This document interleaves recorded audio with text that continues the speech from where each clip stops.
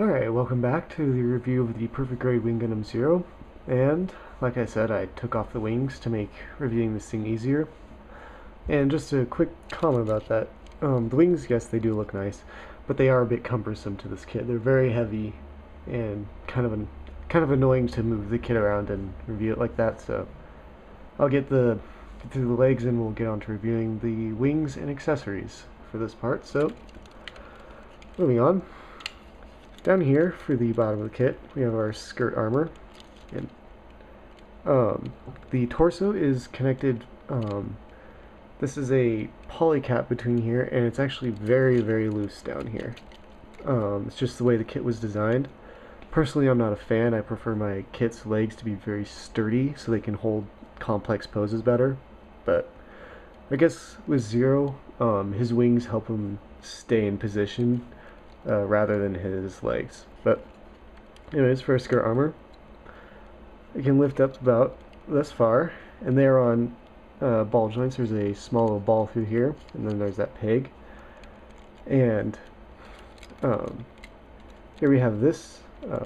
This one is the same thing. It's like a ball peg joint combo. And the back skirts, they're on a hinge actually. So they just hinge open like such. Let me just extend the rest of the skirt armor. I can show you how the legs work. Come on, there we go. Okay, so like I said, there is a die-cast piece right in there that makes this very loose with little connection. This is also a die-cast piece where you can. I can't get it now. But there's a screw there that connects these two pieces together, and they peg straight into the legs here, which legs themselves,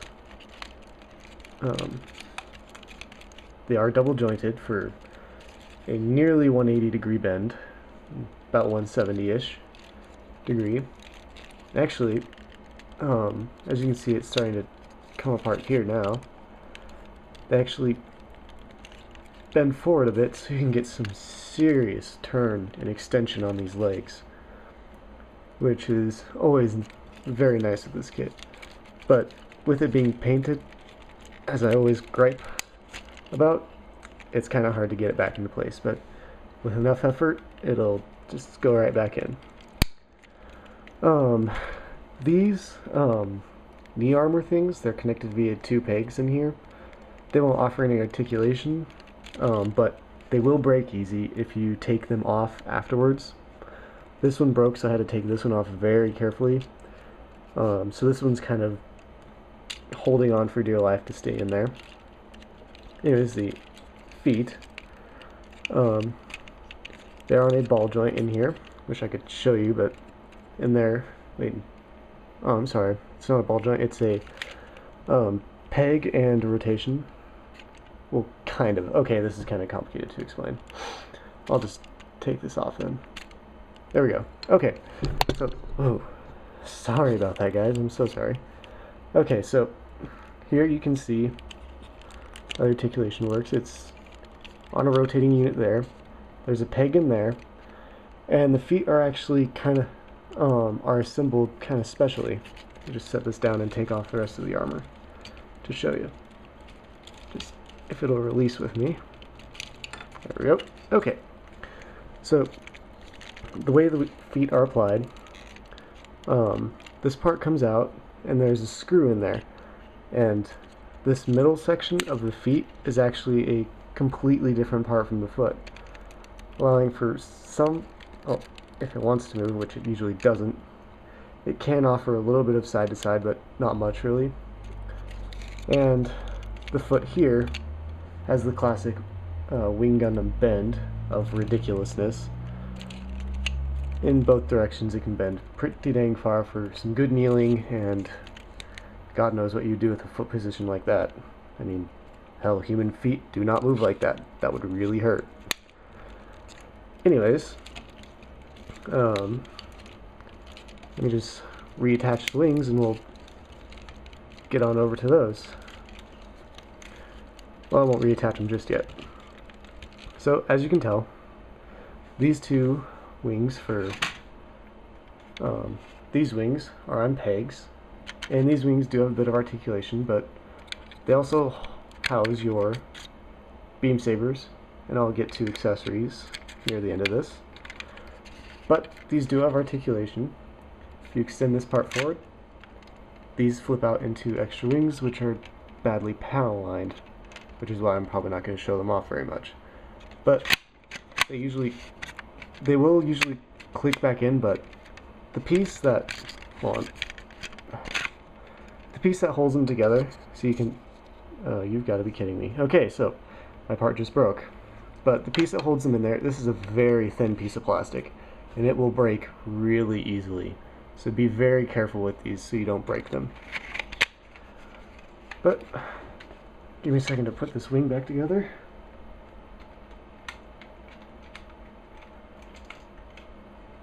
Now, I thank God for the existence of Gundam storing more with their parts. That makes it very nice. Anyways, here we have the larger of the wings, and this thing is pretty damn big. And it comes with these feather things. I don't know what to call them. They're kind of like plastic, but they have this kind of residue to them that you don't see it on your fingers, but you can feel it really well, and it's kind of weird. But every feather is connected via one of these connecting pieces, and as you can see there, they're also connected via a screw, so you can tighten them or loosen them for whatever you want. For the wings, these bottom two will usually be the ones holding up Zero.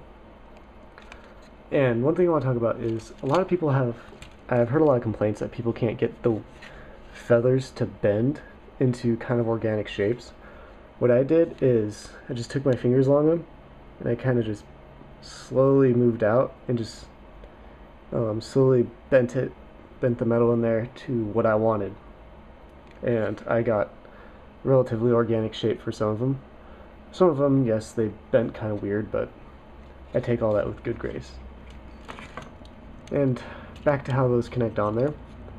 It's via peg on here, and these parts are connected inside of a peg to allow slight movement there and there, and they're also connected to a hinge, which allows them to move all the way back and pretty close forward for whenever you put the wings on to go in front of Zero. I've never done that pose myself, but apparently it's possible with this kit. I might actually do another transformation video for it with a nice Endless Waltz song to go along with it, kind of like I did with the GPO2. But anyways, for the last 2 minutes, let's touch up with the accessories. As you saw before, you get two beam sabers, and you will get 2 beams, very long green beams that fit into your beam sabers actually incredibly well. If this one wants to let go of it, I'm so sorry. There we go. They'll fit in there very nicely, and they won't really jiggle out. You can jiggle this thing, well, you could jiggle it all day, it'll fall out, but it stays in there pretty dang well. You have 2 locations, 2 pegs to put into the hands. This one for if you want the beam saber to be farther in the hand, and this one if you want it to be farther out. Lastly, you get your 2, of course, your Zero Buster rifles, which I have slightly detailed, but not much. These pieces can bend in, and they'll fold into there. I'm not going to fully bend it in there, because it takes a bit of time to do it.